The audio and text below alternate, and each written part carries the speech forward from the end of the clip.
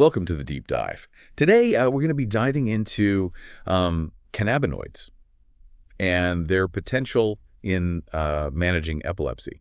You've sent us a bunch of really interesting stuff, scientific articles, some research, even some PhD level stuff, Yeah. about cannabinoid signaling pathways. It seems like you're really looking for evidence-based answers. Yeah. And that's really important, especially in a field like this one that's changing so rapidly. Absolutely. We even saw some stuff about CB1 and CB2 receptors, GPCR activation, signaling pathways like MAPK and ERK. It seems like you're really interested in the details of how these compounds might actually work. Yeah, and it's so fascinating to see this intersection of ancient practices and modern science. Cannabis has been used medicinally for a long time. Right. And now researchers are really investigating its potential, especially for neurological conditions like epilepsy. Okay, so let's unpack this. Before we get into epilepsy, I think it's important to at least touch on the basics of the endocannabinoid system. Right. It's mentioned in almost every source you provided, so it must be pretty important. Yeah, it's absolutely fundamental. This system, which naturally exists in our bodies, it's a network of receptors and signaling molecules that interact with cannabinoids. So you can think of it as a kind of internal communication system that helps regulate various physiological processes. So our bodies are actually wired to respond to these cannabinoids. Precisely, and that's why researchers are so excited about the potential of these compounds. Okay. Now, the sources you sent in mentioned CB1 and CB2 as the key receptors involved. Can you explain a little bit about what those are and why they're so important? Sure. So imagine these receptors as locks and the cannabinoids as keys that fit into those locks. When a cannabinoid binds to a receptor, it kind of triggers a cascade of cellular events. Okay. And those are those complex signaling pathways that you sent over. So it's not just a simple on-off switch. Not at all. It's more like a complex communication network with different cannabinoids acting as different types of messengers. That makes sense. Yeah. Now, I know you're particularly interested in the role of CBD in managing epilepsy. Yeah. So let's dive into that a little bit. Sure. When it comes to epilepsy, researchers are excited about the potential of CBD to help manage seizures. It seems like CBD can influence neuronal activity in ways that might reduce both seizure frequency and severity. Incredible. So is there any evidence to back that up? Yes, there have been numerous studies, including some large-scale clinical trials that suggest CBD can significantly reduce seizure frequency in certain types of epilepsy, particularly Dravet syndrome and Lennox-Gastaut syndrome. Wow, those are some serious forms of epilepsy. Absolutely. So how does CBD actually work its magic? That's where those complex signaling pathways come in. While the exact mechanisms are still being investigated, there's evidence that CBD might enhance the inhibitory effects of a neurotransmitter called GABA. Essentially, this makes it harder for neurons to fire uncontrollably, which is what happens during a seizure. So it's like CBD is helping to restore some sort of balance in the brain's electrical activity. Exactly, like calming down those overexcited neurons. Okay.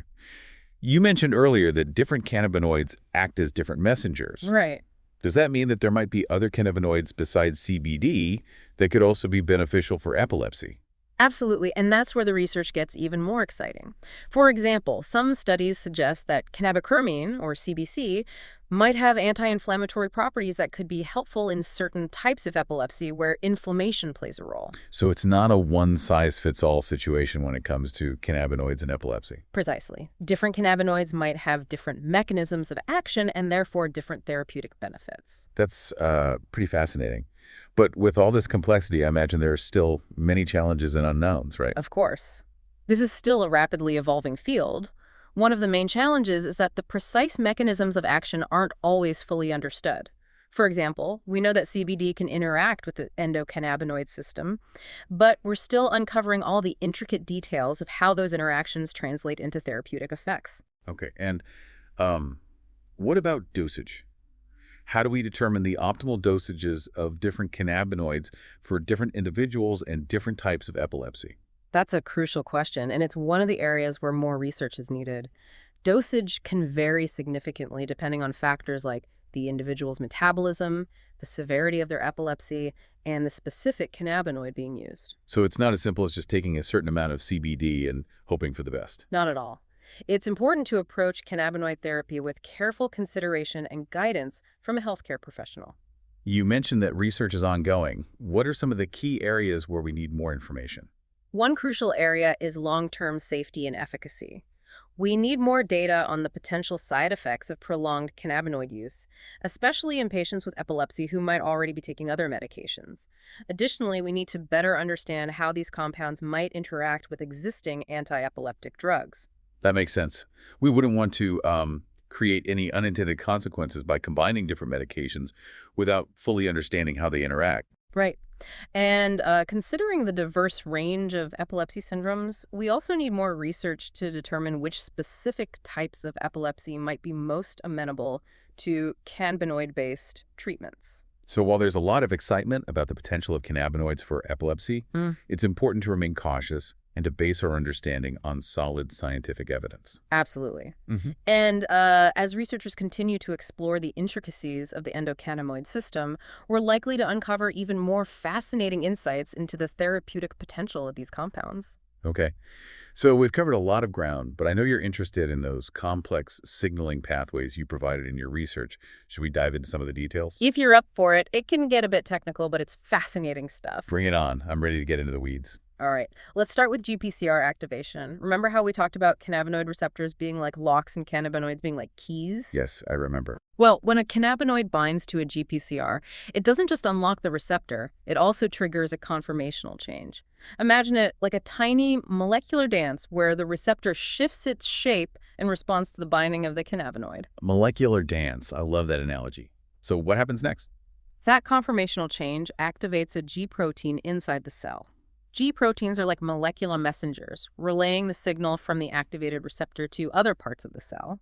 And there are different types of G proteins, each with its own specific role to play. The sources mentioned something called Gagneau's interaction. What are those? Those are different subtypes of G proteins. Gagneau, and Gu's each have their own unique signaling pathways and downstream effects. For example, Gani can inhibit the production of a molecule called CAMP, which plays a crucial role in many cellular processes. Hold on, CAMP. I remember reading about that in one of the studies. It seems to be involved in neuronal excitability. You're exactly right. And that's where things get really interesting. By inhibiting CAMP production, certain cannabinoids might indirectly influence those potassium channels we talked about earlier, making them more likely to open and reduce neuronal firing. So it's like a chain reaction, with one event triggering the next. Exactly. And these chains of reactions, these signaling pathways, are incredibly complex. There are so many different players involved, each interacting with others in a symphony of molecular communication. This is getting pretty deep.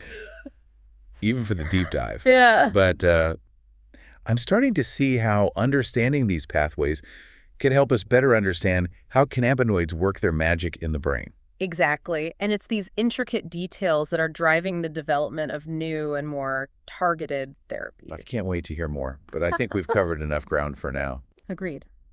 Let's take a breather and pick up where we left off in the next part. All right, picking up where we left off, let's delve a little deeper into some of those specific signaling pathways you were curious about. You provided some seriously in-depth research, even getting into the molecular nitty-gritty. Yeah, I'm fascinated by how those tiny molecular changes can have such a big impact on things like seizures. I remember the research mentioned things like subunit dissociation. What exactly does that mean? Remember how we talked about G proteins acting like molecular messengers relaying signals within the cell? Well, these G proteins, they're not just single entities, they're actually made up of multiple subunits. So it's like a team of specialists, each with its own specific task. Exactly. When a G protein is activated by that conformational change in the receptor, these subunits can split up and go their separate ways, each interacting with different targets within the cell.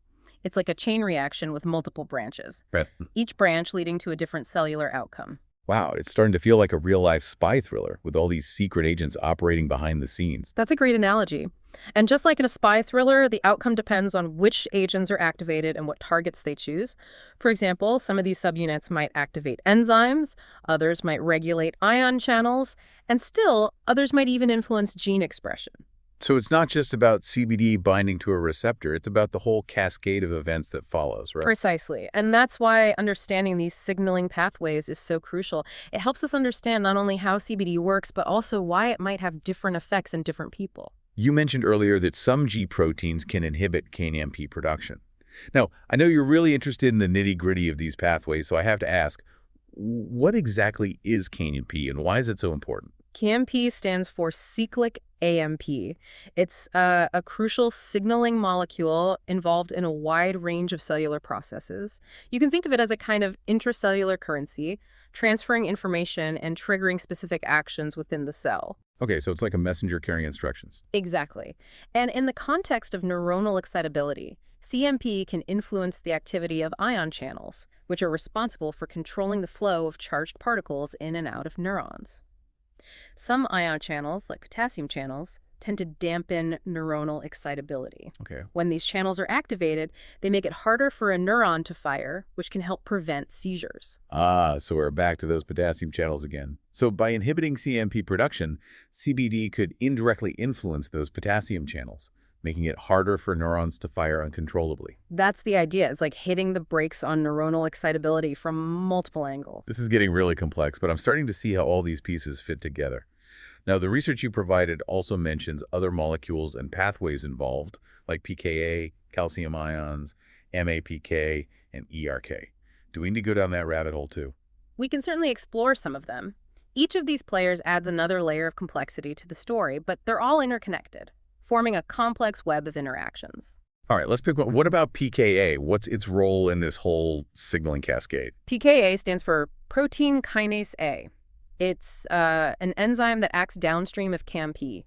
If CAMP is the messenger carrying instructions, pKa is the worker bee carrying out those instructions. Okay. It does this by adding phosphate groups to other proteins, which can act like tiny switches, turning those proteins on or off. So it's like a molecular conductor orchestrating the activity of other proteins. Exactly.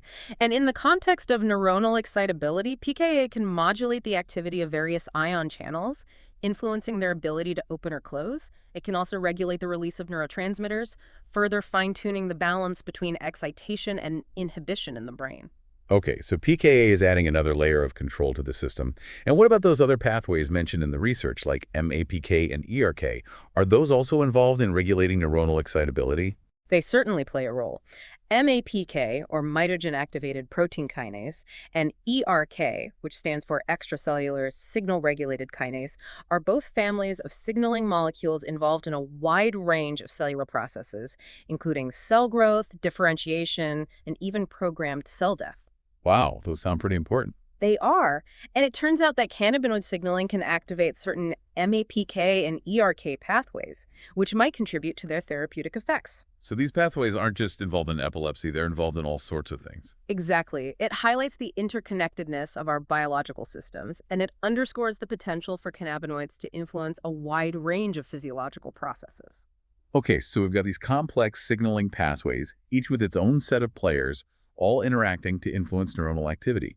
It's starting to make sense, but I have to admit, it's a lot to wrap my head around. It definitely is. But the key takeaway is that these pathways, from GPCR activation to CAMP and pKa to MAPK and ERK, all contribute to the complex symphony of cellular communication that happens in response to cannabinoids. A symphony of cellular communication. I like that.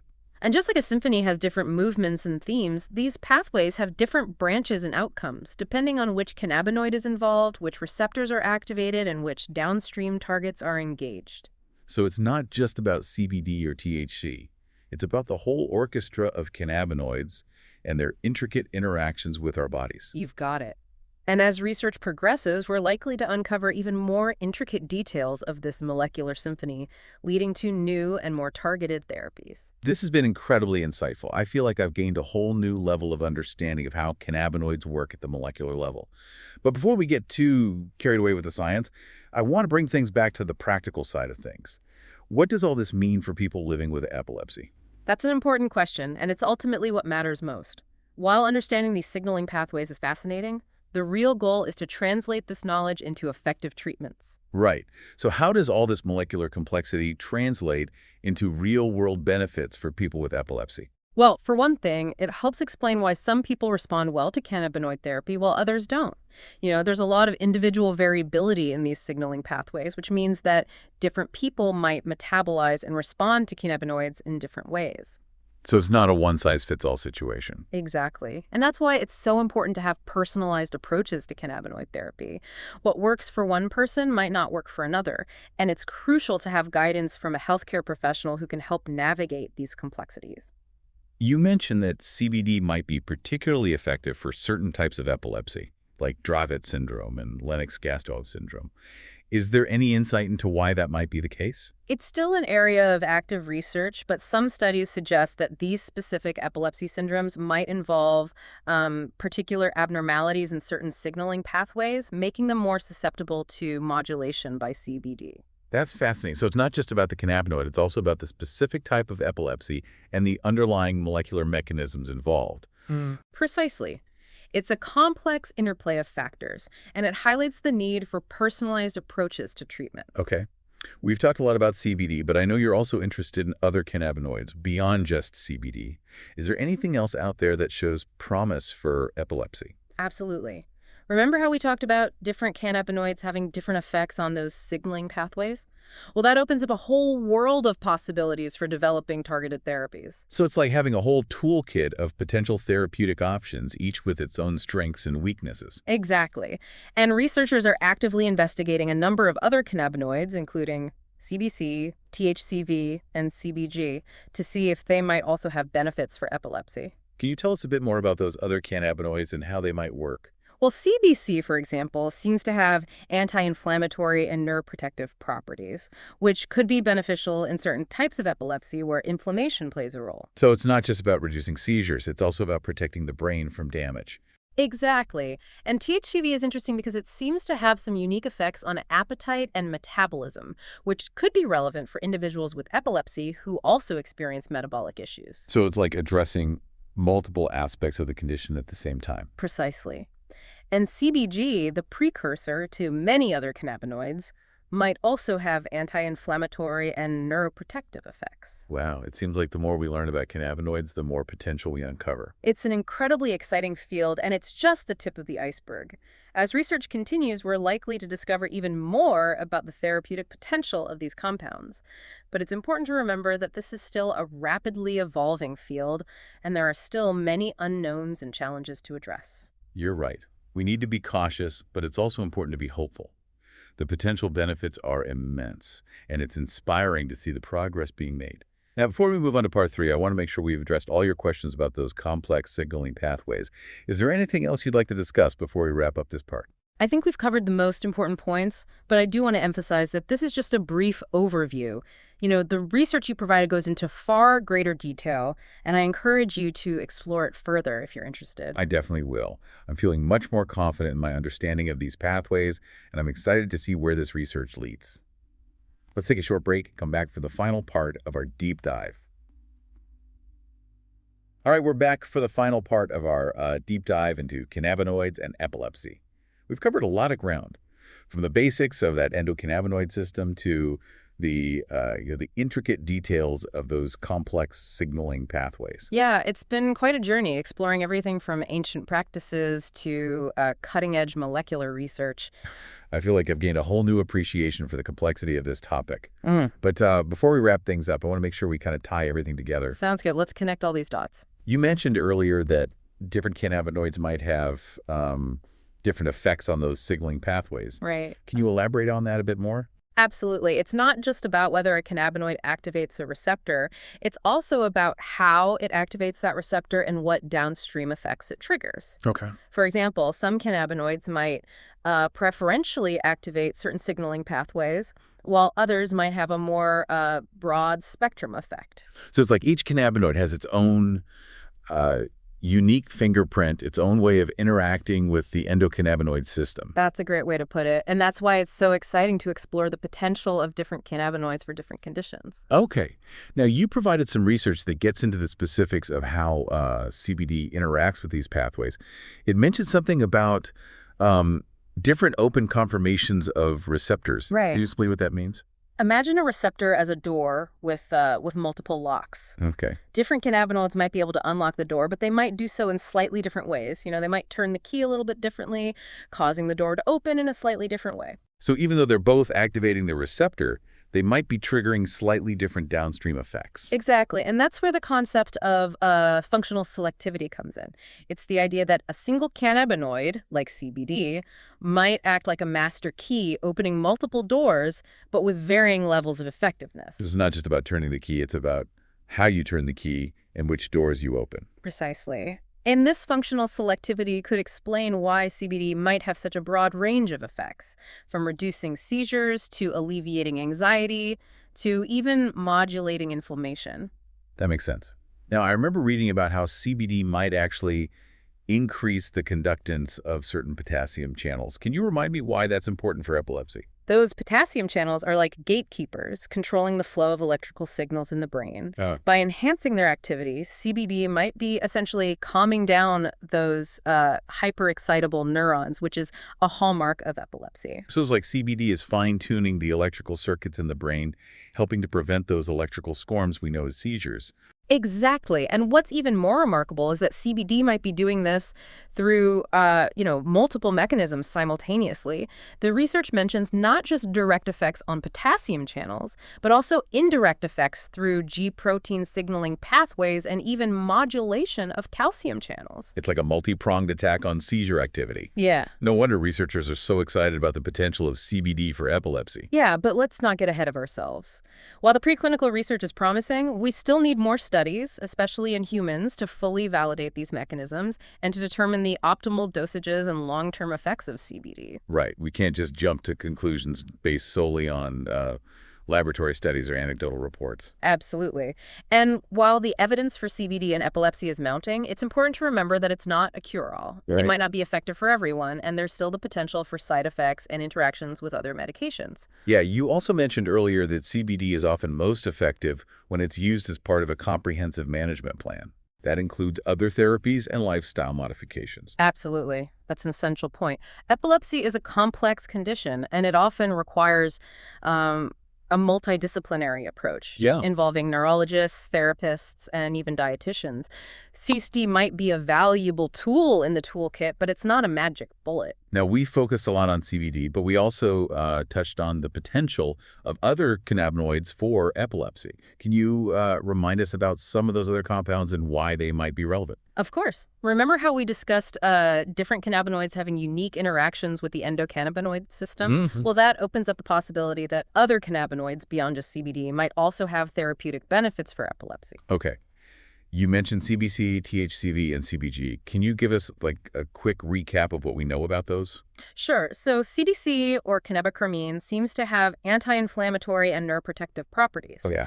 THCV, or tetrahydrocannabivarin, has shown potential in preclinical studies for reducing seizure severity. And CBG, or cannabigerol, which is actually the precursor to many other cannabinoids, might also have anti-inflammatory and neuroprotective effects. So it's like having a whole arsenal of potential therapeutic options, each with its own unique mechanism of action. Exactly, and that's what makes this field so exciting. There's so much potential for discovering new and more targeted therapies. But I imagine there are still many challenges ahead. Of course. We need more research to fully understand the mechanisms of action, safety profiles, and potential interactions of these other cannabinoids. Dosage is another big question mark. Right. It's not a one-size-fits-all situation. And it highlights the need for personalized approaches to cannabinoid therapy. What might work for one person might not work for another. And it's crucial to have guidance from a healthcare professional who can help navigate these complexities. Absolutely. Cannabinoid therapy is still a relatively new field, but the research is advancing rapidly. With continued investigation, responsible development, and personalized approaches, we have the potential to unlock even more effective and targeted treatments for epilepsy and, a wide range of other conditions. Yeah. It's truly a fascinating time to be following this field.